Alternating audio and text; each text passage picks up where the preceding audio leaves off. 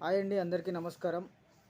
రైతు బంధు గురించి అప్డేట్ రావడం అనేది జరిగింది. దాని గురించి పూర్తిగా తెలుసుకుందాం. దానికంటే ముందు మన ఛానల్ని లైక్ చేసి సబ్స్క్రైబ్ చేయండి. కింద కామెంట్ రూపంలో మీ అభిప్రాయాన్ని తెలియజేయండి.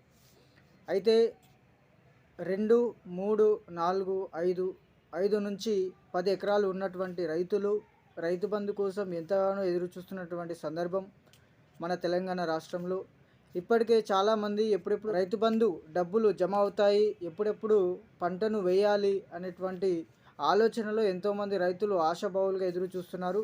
అయితే దీని గురించి తెలంగాణ కాంగ్రెస్ ప్రభుత్వము ఒక అప్డేట్ ఇవ్వడం అనేది జరిగింది.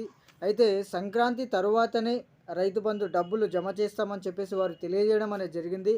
అదేవిధంగా ఈ సంక్రాంతి పెద్ద పండుగ కాబట్టి అధికారులందరూ సెలవుల్లో వారి యొక్క సెలబ్రేషన్స్లో మునిగిపోతారు కాబట్టి వారికి ఇబ్బంది కాకూడదు అన్న ఉద్దేశంలో వీరు ఈ విధంగా ఈ సంక్రాంతి తర్వాతనే డబ్బులు జమ చేస్తామని చెప్పేసి రైతు బంధు నిధులు జమ అనేది పోస్ట్పోన్ చేయడం అనేది జరిగింది.